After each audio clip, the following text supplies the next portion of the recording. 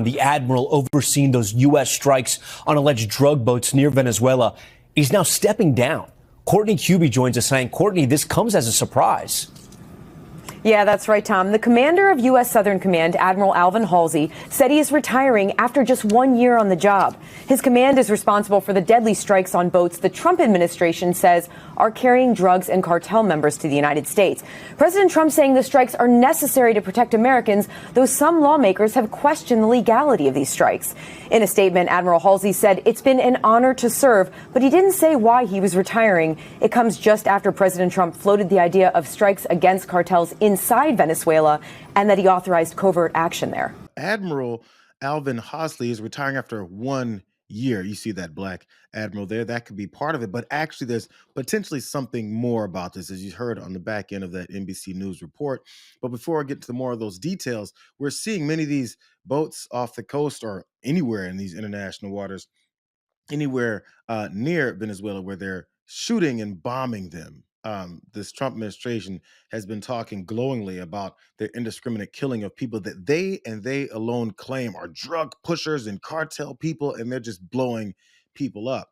Here's a report from someone else besides, this this administration. It has a direct story related to what it is that they're doing. 2 men believed to be Trinbagonians were killed in the latest U.S. drone strike of Venezuelan waters. And now a Las Cuevas family is demanding answers. They say Chad Joseph wasn't a trafficker, just a young man trying to come home. Jensen Levent went to the fishing village to speak with the family. Like most of the men gathered here at the Las Cuevas fishing depot, Chad Joseph was a fisherman. Both his relatives and residents are denying strenuously that he was involved in drug trafficking.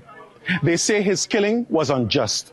When Prime Minister Kamala Persad-Bissessar said the United States should kill alleged drug dealers violently, no citizen was listed among the dead. On the U.S.'s 5th airstrike, Trinidadians Chad Joseph and another man identified only as Samaru were among 6 people killed on Tuesday, taking the number of alleged narco-traffickers killed by the U.S. since September 2nd to 27. Joseph's grandfather, Cornell Clement, who denied his grandson was a drug trafficker, says he has no choice but to trust in God.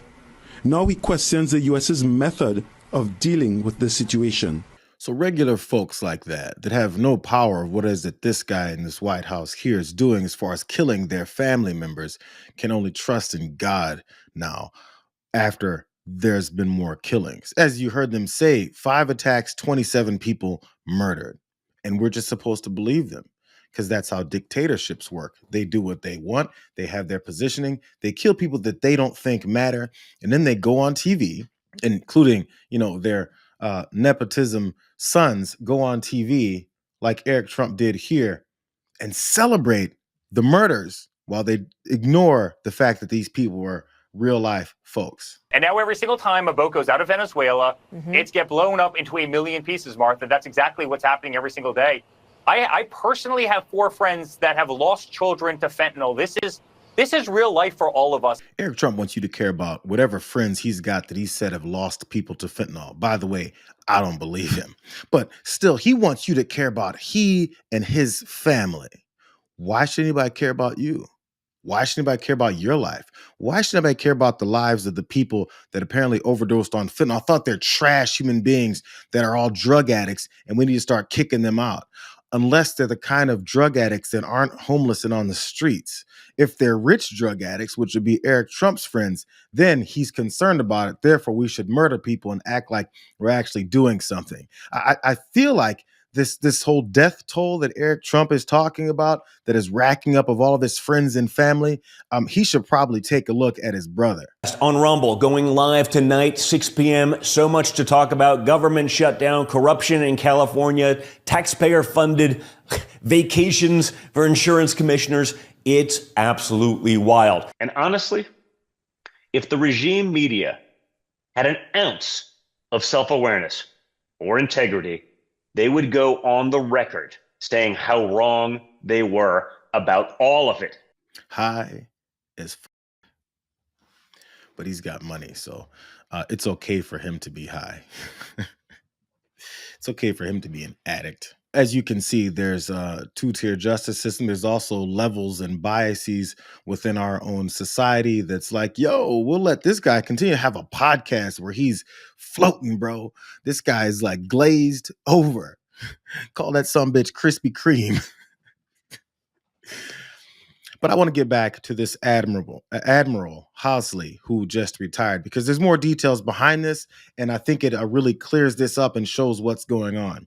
So although it's unclear why Admiral Hosley is suddenly departing less than a year ago into what is typically a 3-year job and in the midst of the biggest operation of his 37-year career, but one current and former U.S. official, both of whom spoke on the condition of anonymity to discuss these matters, said that Admiral Hosley had raised concerns about the mission and the attacks on these alleged drug boats.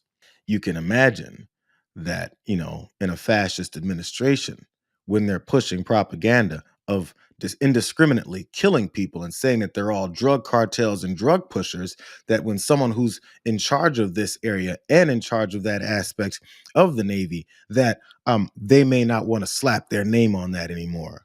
That's the first thing I thought.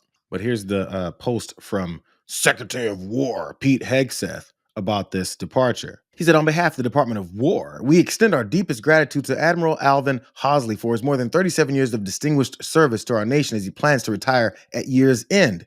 A native of Fort Valley, Georgia, Admiral Hosley has exemplified the highest standards of naval leadership since commissioning through the NROTC program at Morehouse College in 1988.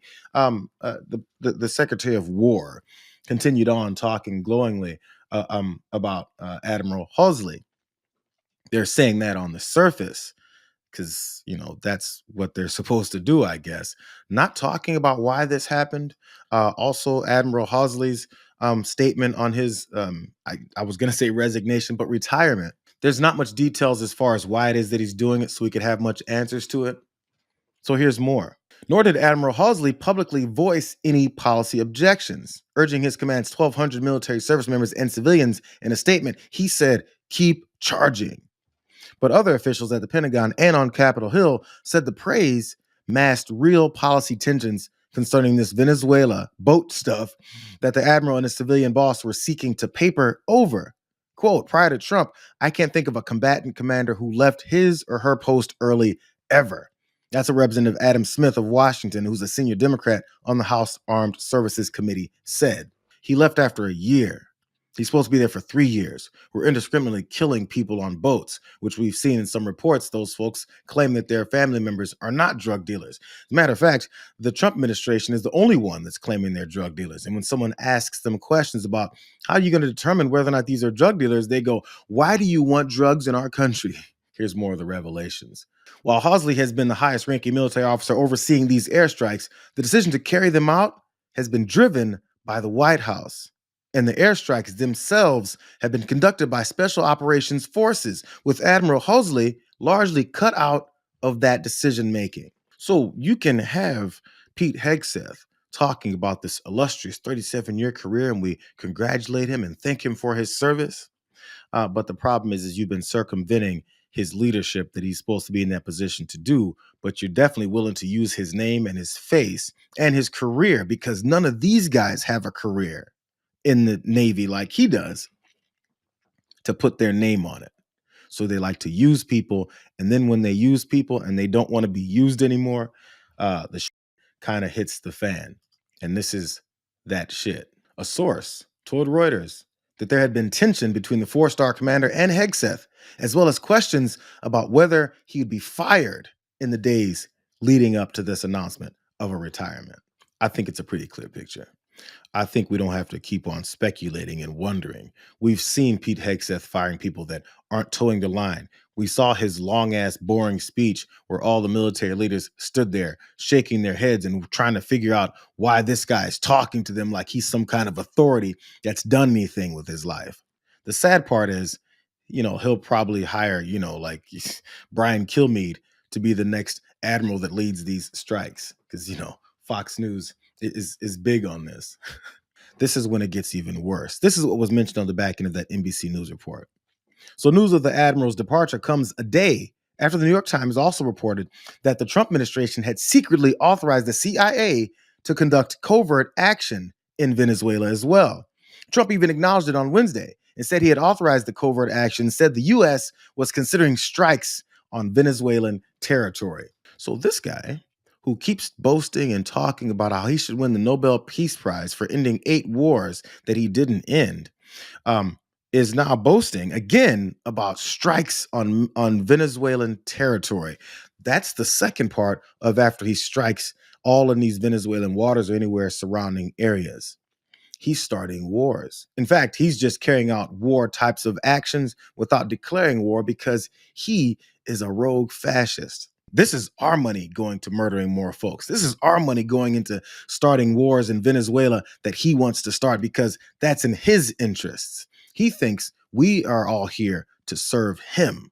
That's how a king thinks. So I want you to all to remember, we were talking about these real life folks being killed behind these real life lies from this administration. Also listen to the propaganda that Trump pushes and look at the glee and joy in his voice and what he thinks is him being hardcore. But we have noticed that there are no ships in the ocean anymore. We're seeing that there's like no ships, when the first one we went, there were hundreds of boats. Now there are no boats. I wonder why. Meaning no drugs are coming across, probably stopping some fishermen too. I mean, to be honest, if I were a fisherman, I wouldn't want to go fishing. Just a nice, let's take a little trip, because I'd say, man, maybe they think I have drugs downstairs. I don't want that. I think the fishing business probably been hurt, but there are literally no boats. This was a boat, and we were surprised to see it. These folks' lives matter so little to him that as he smirks and laughs and jokes about, maybe some of them are fishermen. We're killing them too. You don't have to listen to me. You don't have to listen to all these lefties with Trump derangement syndrome talking about how he's murdering people indiscriminately and has no basis behind it. He just said it himself. I'm sure the fishing and the business is taking a little hit. Does he understand what type of hit the fishing business would be taking from folks whose livelihoods are based off of that work, that hard work, that actual work, while his lily-livered ass sits up in the White House and smirks and laughs about killing them, and other folks who could be in that position are too afraid to potentially do their jobs? What a piece of shit. But we're going to celebrate him? He's asking for the Nobel Peace Prize? I mean, that was just in a press conference in front of a bunch of sycophant type of media figures who don't say things like, you're a horrible person. Why should the American people ever trust anything you do after you keep talking about how you're killing people and you're laughing about it? He also said in front of the UN. Let's put it this way. People don't like taking big loads of drugs in boats anymore. There aren't too many boats that are traveling on the seas by Venezuela. They tend not to want to travel very quickly anymore. And we've virtually stopped drugs coming into our country by sea. We call them the water drugs. They kill hundreds of thousands of people. Think about the logic. He's talking about how drugs are killing hundreds of thousands of people, but he doesn't care that he's killing people indiscriminately that are potentially very innocent. He doesn't care about any lives. He's making up the fact that all these folks are dying from these drug boats coming across at these points. He doesn't know anything that he's doing. These are made up, baseless excuses. As you could see, he's gleefully talking about this so much because he thinks that's a tough guy move. That's the main thing he's concerned with. Are you afraid of me? I can kill you. If you talk against me, that's your ass. That's how he thinks. That's a criminal. There's a reason why he's a 34-time felon.